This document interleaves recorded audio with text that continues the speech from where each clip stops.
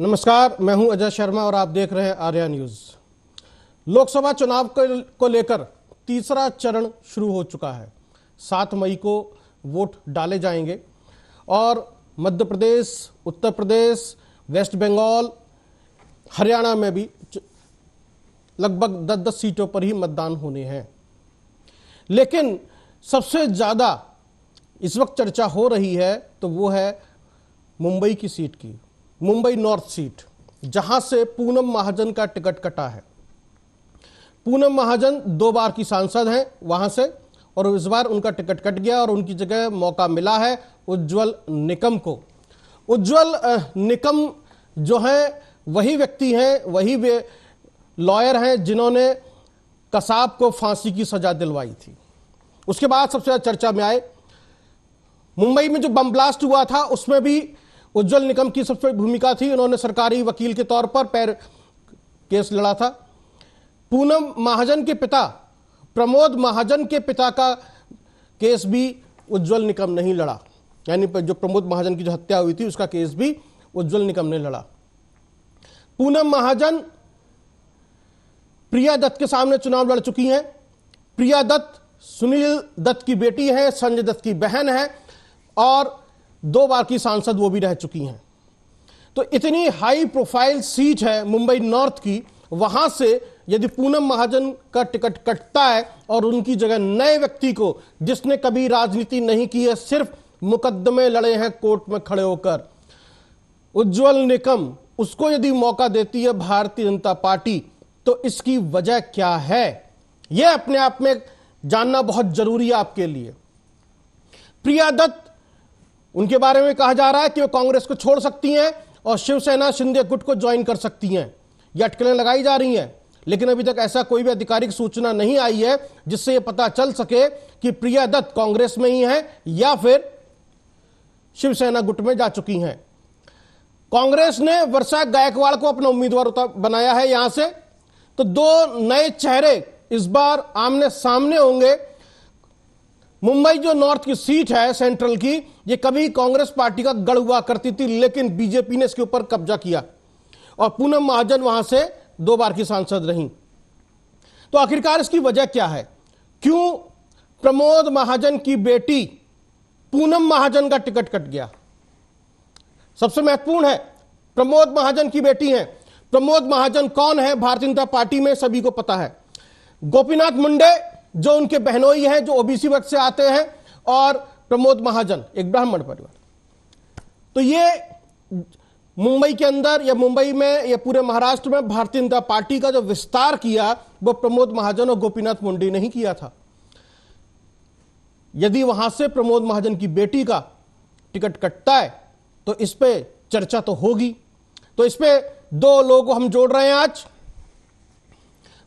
Bharatiya Janata party का पक्ष रखेंगे और आलोक कांग्रेस की तरफ से बात करेंगे हमसे। आलोक, कैसे देख रहे हैं आप? प्रिया दत्त का टिकट काटकर इस बार जो है वर्षा गायकवाड़ को दे दिया आपने। देखिए, टिकट देना पार्टी हाईकमान का फैसला होता है और जिस किसी को भी वो उचित समझती है, हो सकता है जिनका टिकट काट कर हमने दूसरे इनको दिया है निगम को टिकट, तो उनके लिए कुछ और भी बड़ी चीज सोच कर रखा हो। तो ये तो पार्टी का जी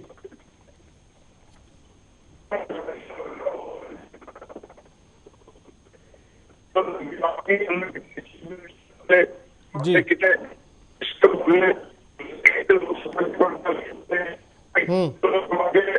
प्रत्याशी को हमने विधानसभा के प्रत्याशी को लोकसभा लड़ा जी। तो ये सब कवायद है जो पार्टी अपने समय समय पर ये फैसले लेती है, वो पार्टी हित में लेती है। तो हम सब तो पार्टी के सिपाही है, जो भी पार्टी का फैसला है वो हमें मान्य है और वैसे ही पूनम महाजन को भी मान्य होगा, कोई दिक्कत नहीं है। नहीं, पूनम महाजन ने तो ट्विटर हैंडल पे लिख दिया कि उन्हें मान्य है और उनको जो स्नेह मिला भारतीय जनता पार्टी में उसके लिए वो ऋणी है और वो सदैव जो इसी से रहेंगी। तो ये एक निष्ठावान कार्यकर्ता का यही संबोधन हो सकता है। जी चलिए, और भारतीय जनता पार्टी में निष्ठावान कार्यकर्ताओं की कोई कमी नहीं है। तो ये उज्जवल निकम को जो टिकट दिया पहली बार जो चुनाव लड़ने जा रहे हैं, क्या वजह है? पूनम महाजन पे भरोसा उठ गया और एक नए व्यक्ति को टिकट दे दिया आपने? भारतीय जनता पार्टी को मतलब ऐसी क्या मजबूरी आ गई कि पूनम महाजन जो 2 बार की सांसद, उनका टिकट काटकर जो है उज्जवल निकम को देना पड़ा, जिन्हें राजनीति की ABCD भी नहीं आती, जिन्होंने सिर्फ मुकदमे लड़े हैं? राजनीति का ककारा भारतीय जनता पार्टी पढ़ाना जानती है, और उज्जवल निगम ने जो कारनामे किए हैं वो देश हित में बहुत बड़े बड़े कारनामे किए हैं।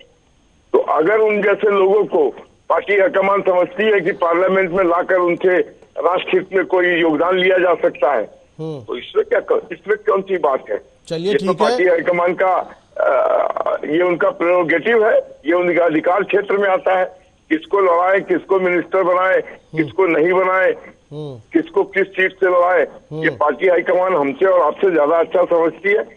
और इसी तहत उन्होंने ऐसा डिसीजन लिया है। राष्ट्र को आगे बढ़ाना है तो जो भी राष्ट्र हित में योगदान के लिए योग्य समझा जाएगा उसको समय समय पर पार्टी इसी तरीके से अपने फोल्ड में लेती रहेगी। चलिए, पूनम महाजन राष्ट्र हित में नहीं रही, फिर उज्जवल निगम हो गए? ऐसी बात नहीं है, हो सकता है उनसे और बेहतर काम करने के लिए उज्जवल निगम को लाया गया हो। चलिए, ठीक है, हो सकता है, वो पता चलेगा कि हो सकता है पूनम महाजन को कोई अलग जिम्मेदारी देने का प्लान बनाया हो पार्टी ने। लेकिन चुनावी राजनीति से जो है पूनम महाजन को अलग कर दिया गया।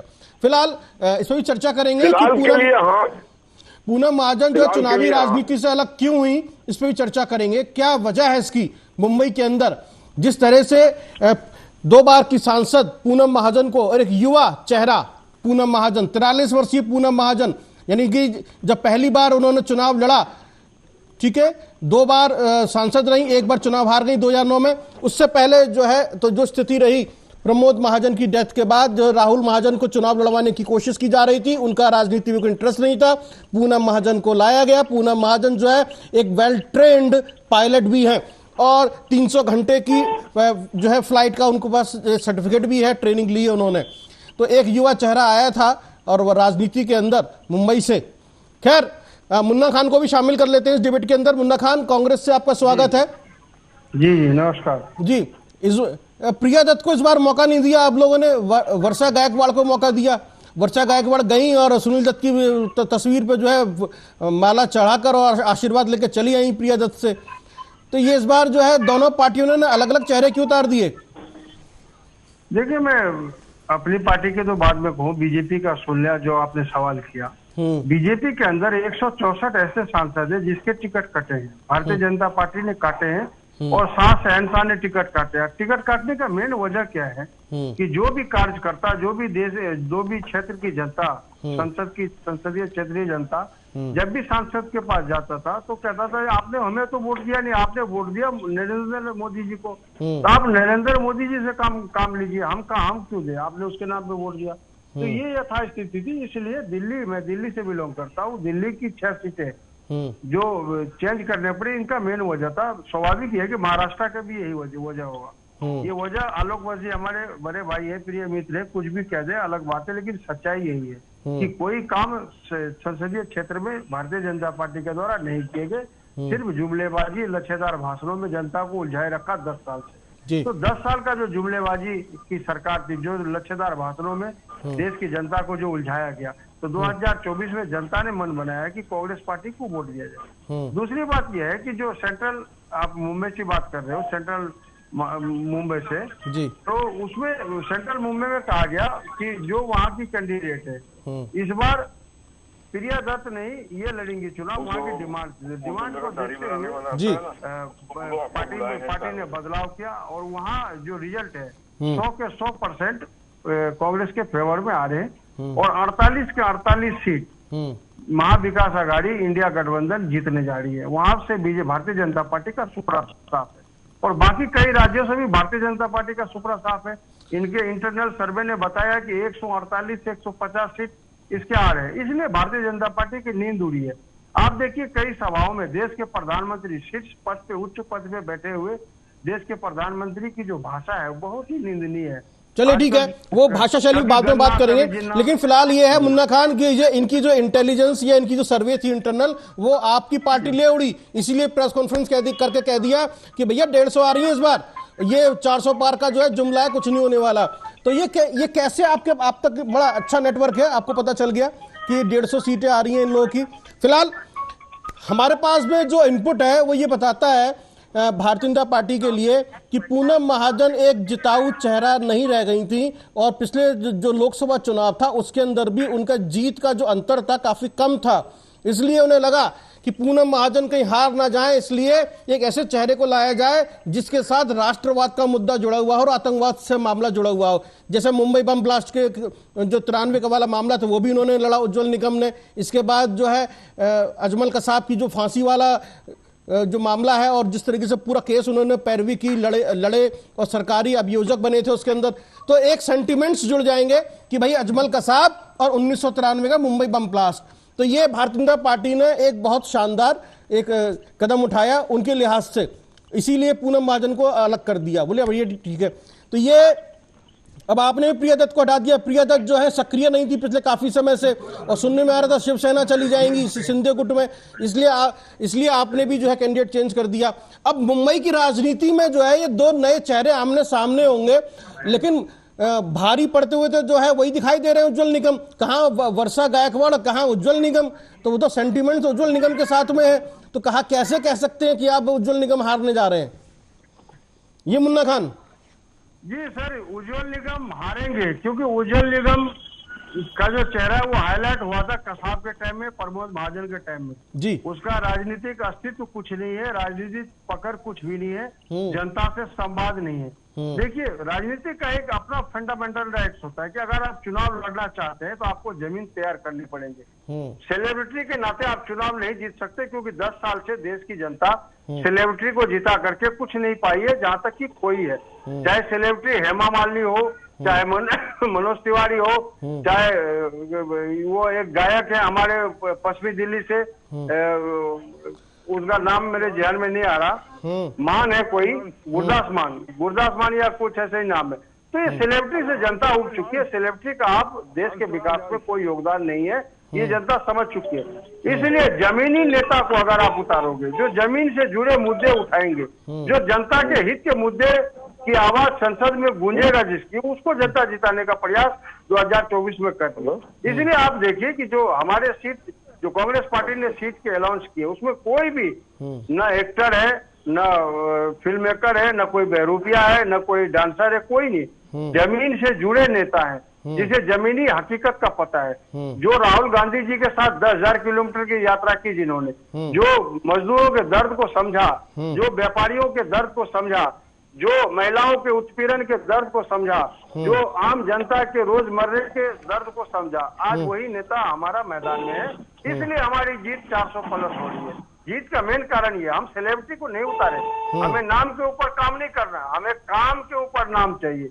अगर आपने क्षेत्र में काम किया है, इंटरनल सर्वे बताया है, उसी आदमी को टिकट दिया गया। संसद में पहले संसदीय क्षेत्र में उस आदमी का नाम ऐलान किया गया जिसके इनपुट, जिसके इंटरनल सर्वे आए पॉजिटिव कि हाँ ये आदमी क्षेत्र में काम किया है, जनता के बीच रहा है, जनता के हित की आवाज उठाई है, कई धरने, कई प्रदर्शन किए हैं और बेदाग छवि है, कोई करप्शन के चार्ज इस पे नहीं लगे, कोई FIR नहीं लगे।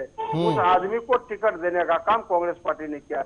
इसीलिए मैं कह रहा हूँ, जो हमारे दावे वो खोखले नहीं, हमारे दावे बहुत मजबूत है, क्योंकि हमारे जितने भी योद्धा है वो सब साफ छवि के लोग हैं और अच्छे लोग हैं। आप दिल्ली में देख लीजिए, दिल्ली में जो हमारे 3 सीट, तीनों सीट बिल्कुल कंफर्म, हमारे जो 7 सीट पे हम सहयोगी लड़ इंडिया गठबंधन, 7 सीट कंफर्म है कि आना ही आना है, इसमें कोई किंतु कोई परंतु नहीं है। इसी तरीके से पूरे देश में जो भी बिसात बिछाई गई है वो सब करके सब कामयाब हो गए।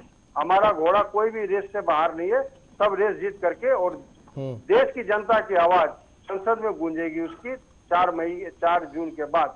ये आप देख लेना, ऑन रिकॉर्ड कह रहा हूँ, भारी बहुमत के साथ इंडिया गठबंधन की सरकार बनने जा रही है। चलिए ठीक है। किस तरीके से देख रहे हैं आलोक, ये धारावी की MLA वर्षा गायकवाड़ को उन्होंने टिकट दिया है, और आपके जो उम्मीदवार हैं वो कह रहे हैं कि उनको तो राजनीति का अनुभव ही नहीं है, पब्लिक से जुड़े हुए नहीं है, उन्हें कुछ नहीं पता अभी, और वो खुद कह रहे हैं उज्जवल निगम साहब कि मैं सीखूंगा और मैं नया व्यक्ति हूं, पार्टी ने भरोसा जताया है। तो ये सेलिब्रिटी को टिकट देकर कहीं आप गलती तो नहीं कर रहे हैं? देखिए, मुन्ना भाई रहे हैं कि सेलिब्रिटी को लड़ाने का शुरुआत इन्हीं की पार्टी से हुई थी जी। सुनील दत्त बॉम्बे से चुनाव लड़े थे। सुनील दत्त जब फिल्म एक्टर थे तो उनका क्या योगदान था राजनीतिक? अमिताभ बच्चन को भी टिकट दिया था। अमिताभ बच्चन को भी टिकट दिया, राजेश खन्ना को भी टिकट दिया, शत्रुघ्न सिन्हा को भी टिकट दिया, गोविंदा को भी टिकट दिया। तो टिकट देने में तो ये हमसे इनकी शुरुआत ही नहीं की है। सेलिब्रिटीज को लड़ाने की शुरुआत मुन्ना खान जी के द्वारा की गई, इनके पार्टी के द्वारा की गई। और हमने अगर किसी को लड़ाया है तो हमने उसको तपाया है, उसको बनाया है और लगातार जिताया है। और इस क्रम में अगर कोई देशभक्त उज्जवल निगम के जैसा राजनीति में कदम रखता है तो भारतीय जनता पार्टी उसको ककारा भी सिखाना जानती है। हम इसमें तो कोई शक नहीं कि चरित्रवान व्यक्ति है, इसमें तो कोई शक नहीं कि समर्थवान व्यक्ति है, इसमें तो कोई शक नहीं कि योग्य व्यक्ति है। अब राजनीति के दांव पेच अगर सिखाने की बात कर रहे हैं मुन्ना भाई जी, तो वो भी सीख जाएगा, डोंट वरी। लेकिन आपको शिकस्त देकर ही वो दिल्ली आएगा, ये मैं मुन्ना भाई आपको आश्वस्त कर देता हूँ। हमारा रेस का घोड़ा 400 पार जिताने वाले हैं, आप 40 या 100 के ऊपर रह जाएंगे, इसमें भी कोई शक नहीं है। क्योंकि देश को जिस तरीके से आपने मैनिफेस्टो देकर देश को गुमराह करके रखा है, देश के लोग अभी तक इस असमंजस में हैं कि ये लोग अगर जीत के आ गए तो किसका मैनिफेस्टो लागू होगा। सबने अपने अलग अलग मैनिफेस्टो दे दिए हैं। मेरा ये कहना चलिए नहीं, हम मैनिफेस्टो पे नहीं जा रहे हैं अभी, नहीं आलोक, अभी मैनिफेस्टो पे नहीं जा रहे हैं। हम जो है मुंबई नॉर्थ की सीट पर ही रहेंगे। हम ये समझने की कोशिश कर रहे हैं कि यहाँ पे जो फाइट है कितनी टफ है और किस तरीके से आखिरकार आर्या न्यूज के माध्यम से देश की जनता को पता चले कौन है वर्षा गायकवाड़, कि जिसपे कांग्रेस पार्टी ने जो है भरोसा जताया है। वर्षा गायकवाड़ जो है एकनाथ गायकवाड़ की बेटी है और एकनाथ गायकवाड़ जो है प्रिया दत्त और से पहले जो है वहां पे चुनाव लड़ चुके हैं। तो ये सीट जो है मुंबई नॉर्थ सेंट्रल की, जो एक बहुत हाई प्रोफाइल सीट है, जो कभी कांग्रेस में गढ़ रहा करती थी, जिसको पूनम महाजन ने बीजेपी के लिए जीता, आज वहां पर बीजेपी चाहती है कि वो सीट उनके पास बरकरार रहे, इसीलिए उज्जवल निगम को मौका दिया है। और कांग्रेस ने अपनी तरफ से धारावी की एमएलए और एकनाथ गायकवाड़ की बेटी वर्षा गायकवाड़ को मैदान में उतार दिया है। अब यहां पर जो फाइट है ये आमने सामने है। तो ये अभी इसमें देखने वाली बात होगी आखिरकार जनता किसकी तरफ जा रही है, क्या जमीनी हकीकत है यहाँ पर। यदि हम सामाजिक और समीकरण की बात करें तो किस तरीके से लग रहा है मुन्ना खान आपको कि आपकी जो कैंडिडेट है सबसे ज्यादा स्ट्रॉन्ग कैंडिडेट है? देखिए, वर्षा गायकवाड़ जो है वो जमीन से जुड़ी नेता है। आप बहुत महान एंकर है, मैं जानता हूँ आपको जी। आपको भी पता होगा कि कोई भी धरना प्रदर्शन, कोई भी महिलाओं पे अत्याचार, कोई भी धारावी का दौड़ या मुंबई में कोई भी धरना प्रदर्शन हो, गरीबों की आवाज कोई दबाने की कोशिश किया हो, वर्षा गायकवाड़ खड़ी मिली है। दूसरी बात मैं कह रहा हूँ, जिस तरीके से उज्जवल निगम की बात अभी हमारे मित्र आलोक वत्स जी कर रहे हैं, तो मैं ये कह रहा हूँ वो एक केस पकड़ते, उनकी फीस 500 करोड़ रुपए है। उनके पास 4 गनर लेकर के चलने वाले लोग हैं। अब आप बताइए कि जो जमीन से जुड़ा हो न जुड़ा हो और जिसके पास 4 गनर हो और जिसकी फीस 500 करोड़ रुपए एक केस पे हो, वो क्या जनता की भलाई करेगा? वो तो बिल्कुल स्वार्थ की बात करेगा। निस्वार्थ होकर के तो जनता का काम करेगा नहीं। वो निस्वार्थ होकर के जनता का वही काम करेगा जो कार्यकर्ता के घर पे रोटी चटनी खाया हो, जो घर पे बैठ के चाय पिया हो, जो मजदूरों से मिलकर के दुख दर्द देखा हो, जो मैकेनिक के पास बैठ के उसकी समस्या सुना हो, जो बढ़ई के पास बैठ करके किलो की साइज नापा हो, वो दुख दर्द समझ सकता है। एसी कमरे में बैठ करके 500 रुपया फीस लेकर के 500 रुपया फीस लेने वाले वकील सतह जिंदगी में नहीं जनता का भला कर सकता। क्यों? उसे पैसों से प्यार है, पैसों से ही खेला है। तो पैसे वाली पार्टी है भारतीय जनता पार्टी। आपको बता दे 10 साल में इतनी अमीर हो चुकी, इतना पैसा भारतीय जनता पार्टी के पास कि 25 साल वो भारत देश चला सकता अपने पैसे से। इतना पैसा है तो पैसे वाले लोग तो पैसे वाले को ढूंढेंगे। जहां तक सवाल है वर्षा गायकवाड़ का, तो आपको पता है बिल्कुल साधारण महिलाएं हर प्रदर्शन में शामिल होती है, हर मजदूरों का आवाज में शामिल होती, सभी के दुख और दर्द में शामिल होती, किसी के यहाँ शादी हो वहाँ शामिल होती, किसी के यहाँ मौत हो वहाँ शामिल होती है। तो ऐसे लोगों को अब जनता पसंद करना शुरू कर दी। अब ऐसे लोगों को जनता नहीं पसंद करती जिसके दरवाजे पे 2 बॉडीगार्ड हो और वो उससे पूछा जाए कि साहब है, तो साहब ऊपर बैठे सिगरेट पी रहे या चाय पी रहे, लेकिन नीचे गार्ड के गए नहीं साहब तो 2 दिन के लिए बाहर गए। ऐसे लोगों की जरूरत अब देश में नहीं है। अब देश में ऐसे लोगों की जरूरत है कि जो 10 साल का बच्चा भी जाए और उसे रिक्वेस्ट करे और वो अपना काम करा दे। ऐसे लोगों का चुनाव 2024 में जनता चुनने जा रही है और ऐसे लोगों की भरमार सिर्फ और सिर्फ कांग्रेस पार्टी में, क्योंकि विचारधारा की लड़ाई है। चलिए ठीक है, इसी में एक छोटा सा रिएक्शन, एक विचारधारा की बात करें, छोटा सा रिएक्शन ले लेते हैं। नसीम खान के बारे में क्या कहेंगे आप, जो नाराज होकर चले गए? इसी सीट से चुनाव लड़ना चाहते थे ना? देखिए, नसीम खान नाराज होकर चले गए, जाने वाले का नहीं कह सकते। देखिए, साइंस ने इतनी तरक्की की है, आने वाले को तो रोक दिया, जाने वाले को रोका है क्या? हमारे बाप दादा भी चले गए, हम भी किसी दिन चले जाएंगे, तो जाने वाले का छोड़िए ना, जाने वाले को आते जाते रहते हैं। वो काम भारतीय जनता पार्टी में भी है, कांग्रेस में भी। चलिए ठीक है।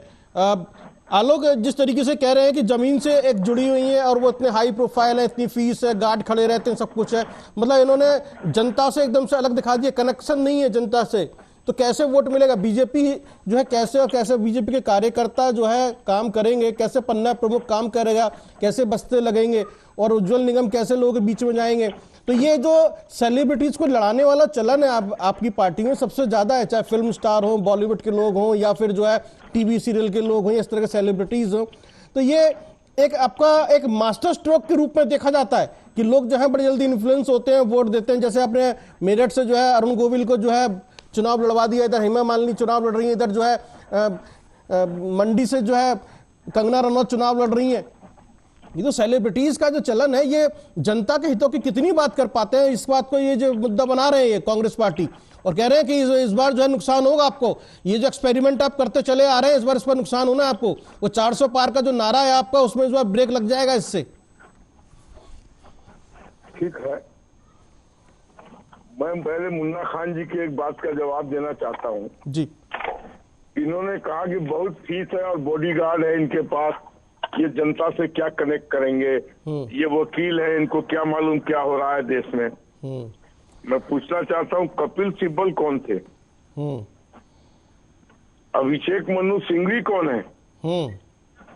उससे ज्यादा फीस तो उज्जवल निगम की नहीं है। ये क्यों कांग्रेस में बने हुए हैं और शीर्ष पदों पर थे? हैं, अभिषेक मनु सिंघवी तो है ही, वो टहल लिए कपिल सिब्बल, लेकिन जब तक शीर्ष पर थे इनके सामने। तीसरी बात कि हेमा मालिनी तीसरी बार चौथी बार एमपी बन रही हैं जी। अगर वो इतना निकम्मी थी तो जनता ने उनको फिर दोबारा तिबारा चुन के क्यों भेजा? सुनील दत्त साहब भी 3-4 बार एमपी रहे बॉम्बे से, कांग्रेस पार्टी के थे, अच्छे कार्यकर्ता थे, अच्छे नेता थे, तो जनता ने उनको दोबारा तिबारा रिपीट किया। क्या सेलिब्रिटी को चुनाव में लाने में कोई रोक है क्या? विभिन्न क्षेत्रों के सेलिब्रिटीज, केजरीवाल जी भी एक सेलिब्रिटी थे, क्यों वहां के चीफ मिनिस्टर बन गए दिल्ली के? कहना चाहता हूँ, मैग्सेसे अवार्ड मिला था उनको अच्छे कार्यों के लिए। तो ये सब बातें बेबुनियादी है। आदमी किसी भी फील्ड में हो, अगर अच्छा करता है, ईमानदार है और सक्षम है, स्वस्थ है, तो उसको तो मौका देना बनता है। मेरा अपना मानना है ये जी। और फैसला इसका जनता करती है, हम आप तो नहीं कर सकते। जनता का फैसला सिरोधार करना चाहिए, जो उनको लगातार जिता के भेज रही है। चलिए ठीक है। जिस तरीके से मुन्ना खान, यदि हम वर्षा गायकवाड़ की बात करें और यदि जैसा भी मैंने नसीम खान के बारे में आपसे पूछा तो नसीम खान को आपने कहा जाने वाले चले गए, लेकिन नसीम खान तो आपके स्टार कैंपेनर थे मुंबई के अंदर, और वो जो है वर्षा गायकवाड़ को जैसी लोकसभा का टिकट मिला तुरंत नाराज होकर चले गए। एक मीटिंग भी हुई थी आपके बांद्रा कुर्ला के अंदर, है ना, बांद्रा कुर्ला कॉम्प्लेक्स में एक मीटिंग हुई थी जिसमें कांग्रेस राज्यसभा एमपी चंद्रकांत हेंडोर वहां पहुंचे थे और एमएलसी भाई जगताप और सुरेश शेट्टी वहां पहुंचे थे और वहां बुलाया गया था वर्षा गायकवाड़ को, लेकिन वो आई नहीं मीटिंग में। तो नसीम खान को वहां समझाने की कोशिश की गई थी भैया कि हर सीट बहुत इंपॉर्टेंट है और आप पार्टी में बने रहिए, और जिस तरीके से दलितों के या जो है पिछड़ों की बात हो रही है और जो बाबा साहब भीमराव अम्बेडकर के कॉन्स्टिट्यूंसी की संविधान की बात हो रही है उसको लेकर उनको समझाया गया था, लेकिन वो नहीं माने। तो ये आखिरकार नसीम खान जो है इतना ज्यादा, और उन्होंने कहा कि एक भी मुस्लिम व्यक्ति को टिकट नहीं दिया मुंबई से महाविकास आघाड़ी ने। तो महाविकास आघाड़ी पे उन्होंने रिटर्न में एक जो है इशू उठाया और मल्लिकार्जुन खड़गे को जो है लेटर लिखा उन्होंने। तो ये जब आपकी पार्टी में अंदर ही इतनी फूट है तो कैसे कह सकते हैं कि वर्षा गायकवाड़ जो है सही ढंग से फाइट कर पाएंगी? मतलब लोकसभा सीट पे उम्मीदवार अनाउंस हुआ और पार्टी में आपस में मनमुटाव शुरू हो गया कि भैया ये क्या हो गया।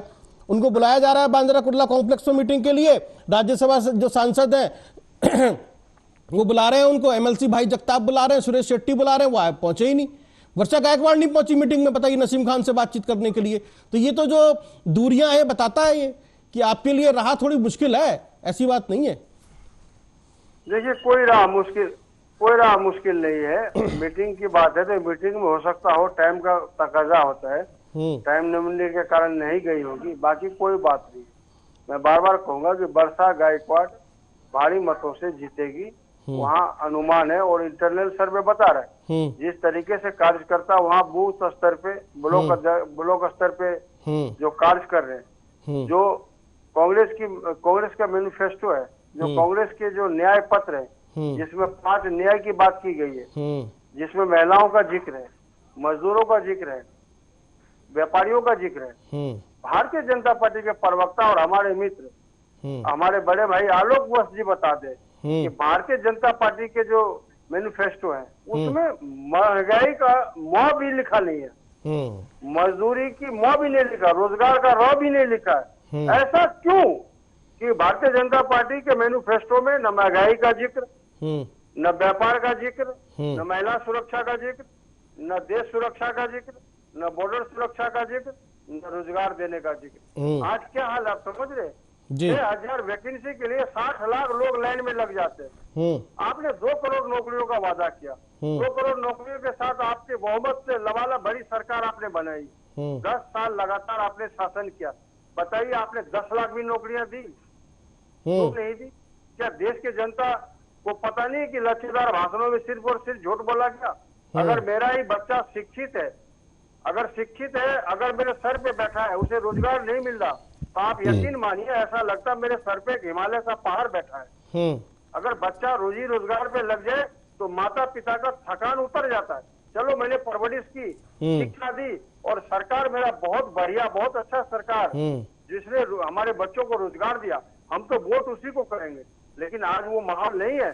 आज कहते हैं कि आज तो हम चोट उसी को करेंगे जो 2013 से लगातार बार बार देश की जनता के साथ झूठ बोला है, देश के युवाओं के साथ बोला है। देश की युवाओं की आबादी 60% है और 60% आबादी युवाओं की है। उस देश का क्या हाल होगा जहाँ 48 करोड़ युवा बेरोजगार है? आप अनुमान लगा सकते हैं उस देश का क्या हाल होगा। चलिए ठीक है, नहीं देश का क्या हाल होगा, हम मैनिफेस्टो पे नहीं जा रहे हैं, हम जो अभी मुंबई नॉर्थ पे ही रहेंगे। आलोक, जिस तरीके से ये बात कर रहे हैं अभी, जैसे कांग्रेस का ये एक मामला है, वर्षा गायकवाड़ धारावी के एमएलए हैं और नसीम खान जो है चांदीवली के जो है एमएलए हैं, फॉर्मर एमएलए हैं, जो बात होती है चांदीवली। और मुंबई नॉर्थ सेंट्रल सीट पे जो 6 विधानसभा हैं, जिसके अंदर जो सबसे इंपॉर्टेंट है विले पार्ले, चांदीवली, कुर्ला, कलीना, बांद्रा ईस्ट और बांद्रा वेस्ट। और यहां से जो है चांदीवली से जो है नसीम खान एमएलए थे और धारावी से जो है ये वर्षा गायकवाड़। तो ये नसीम खान वाला जो विवाद है, इसका कोई फायदा मिलेगा आपको? जी आलोक, कितना फायदा मिलता हुआ देख रहे हैं आप? नसीम खान के विवाद का? जब भी आपको फोन काटूं ना समझिए मैं डिबेट में हूँ, इसीलिए मैं कॉल बैक नहीं कर रहा था। सुनिए ना मेरी बात, मत भिन्नता होगी तो उसका दूसरे हाँ जी आ जाइए ऑफिस आ जाइए। आलोक, कितना फायदा आपको यहाँ दिखाई दे रहा है? देखिए, फायदा और घाटा तो जो होगा सो होगा, लेकिन देश के नौजवान, देश के बुजुर्गों ने, देश की महिलाओं ने, देश का आम आवाम ने ये तय कर लिया है कि अगली बार मोदी सरकार और 400 पार, हम उनके कारनामों पर उनको विश्वास है, उनके कल्याणकारी नीतियों पर जनता को विश्वास है कि देश को और राष्ट्र को आगे बढ़ाने की जो कवायद नरेंद्र मोदी जी कर रहे हैं उसमें देश सुरक्षित है। विश्व में डंका बज रहा है भारत का, और भारत का इंफ्रास्ट्रक्चर आने वाले भविष्य में सारी मूलभूत सुविधाओं का, जिसका ये टोटका अभी बोल रहे थे मुन्ने भाई, वो सब खत्म कर देगा। इंफ्रास्ट्रक्चर बन के रेडी है, एफडीआई इन्वेस्टमेंट प्रचुर मात्रा में आ रहा है। चलिए ठीक है, नहीं ये हम मुंबई नॉर्थ में रहेंगे, नहीं आलोक, नहीं ठीक है, ये एक चुनावी मन से अच्छा लगता है इस तरह से बोलना, डिबेट पे हम बात कर रहे हैं। मुन्ना खान, जिस तरीके से 16,81,400 के आसपास वोटर हैं, 6 विधानसभा हैं, जैसे विधानसभा के नाम मैंने आपको गिन के बताए, मैं एक बार फिर से आपको रिपीट कर देता हूं, थोड़ा आपको आसानी रहेगी सुनने और समझने में। विले पार्ले, चांदीवली, कुर्ला, कलीना, बांद्रा ईस्ट और बांद्रा वेस्ट ये है, और यहां से जो है चांदीवली से जो है नसीम खान एमएलए रह चुके हैं, और 16,81,000 का मैंने आपको वोट बैंक बताया यहां से।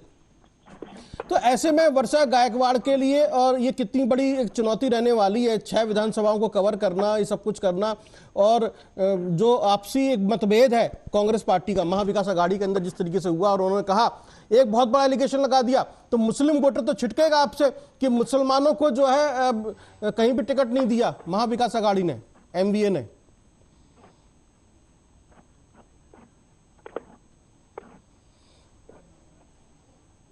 जी, मुस्लिमों के लिए कहीं ऐसा नहीं कि कोई हॉस्पिटल बना तो सिर्फ हिंदू जी लिए बना, ऐसा नहीं है, मुस्लिमों के लिए बना। अब सवाल ये है कि एक नसीम खान के जाने से मुस्लिम समुदाय रूठ जाएगा, ऐसा नहीं है।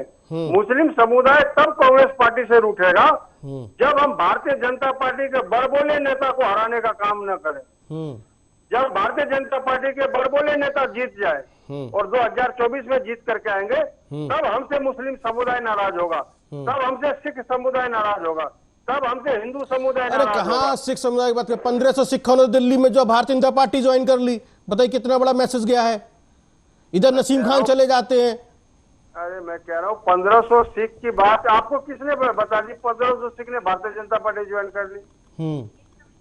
सिख के पास आज भी गुस्सा है। किस तरीके से धरने प्रदर्शन के दौरान भारतीय जनता पार्टी ने उसे खालिस्तानी पाकिस्तानी आतंकवादी कहा, ये दर्द उसने भूला नहीं है। और दूसरी बात बता दूं, सिख कभी दोस्ती और दुश्मनी दोनों नहीं भूलता। तो दोस्ती दुश्मनी नहीं भूलता, तो वो जो खैर उसमें उस पर जाना नहीं चाहता 1984 वाले मामले में, वो क्या भूलेंगे क्या नहीं भूलेंगे। फिलहाल इतना है। मुंबई नॉर्थ की बात करते हैं। पूनम महाजन का टिकट कटा, वर्षा गायकवाड़ को टिकट मिला यहां से, और कांग्रेस पार्टी जो है पूरी तरीके से कॉन्फिडेंट दिखाई देती है। एकनाथ गायकवाड़ की बेटी वर्षा गायकवाड़ को जो है यहां से मिला है, क्योंकि कांग्रेस पार्टी का एक गढ़ मानी जाती है सीट। यहां से कभी एकनाथ गायकवाड़ भी जो है सांसद रह चुके हैं और उनका होल्ड था यहां पर। फिर प्रिया दत्त जो सुनील दत्त की बेटी है, यानी संजय दत्त की बहन, वहां से वो 2 बार की सांसद रही। लेकिन पिछली 2 बार से जो पूनम महाजन, प्रमोद महाजन की बेटी, यहां से सांसद थी। पिछली बार उनका हार जीत का जो अंतर था काफी कम था। इसी की वजह से कहा जा रहा है, यही एक वजह है जो भारतीय जनता पार्टी ने इस बार प्लान किया कि इस बार उम्मीदवार बदल देते हैं और यहां से पूनम महाजन की जगह किसी ऐसे व्यक्ति को लेकर आते हैं जिसका हार जीत का मार्जिन जो बढ़ जाए। तो एक ऐसे नेता, एक वकील को लेकर आए, उज्जवल निकम, जो अजमल कसाब से जुड़ा हुआ नाम है, और उसको लेकर जो है यहां से उतार दिया है मैदान में। अब वो राजनीति में नए खिलाड़ी हैं, चुनाव लड़ेंगे, भारतीय जनता पार्टी लड़वाएगी और पूरा जो है कैडर उनके साथ जुड़ेगा, और वो किस तरीके से चुनाव लड़ेंगे और क्या रिजल्ट आते हैं वो 4 जून को पता चलेगा। 20 मई को इस सीट पर चुनाव होना है। लेकिन महाराष्ट्र की या मुंबई की राजनीति को उज्जवल निगम के आने से, पूनम महाजन के टिकट कटने से, और इधर प्रिया दत्त के शिवसेना शिंदे गुट में जाने से पूरी राजनीति जो है गर्मा गई है। तो ये अपने आप में एक जो है इंटरेस्टिंग है और दिलचस्प है कि आखिरकार मुंबई नॉर्थ सेंट्रल से कौन जीत कर आ रहा है और कौन जो है वहां पर रहेगा। क्या कांग्रेस पार्टी अपनी सीट को वापस हासिल कर लेती है या भारतीय जनता पार्टी इसके ऊपर बरकरार रहती है और कांग्रेस को जो है जगह नहीं देती है। फिलहाल आज के लिए इतना ही, बहुत बहुत धन्यवाद। देखते रहिए आप आर्या न्यूज।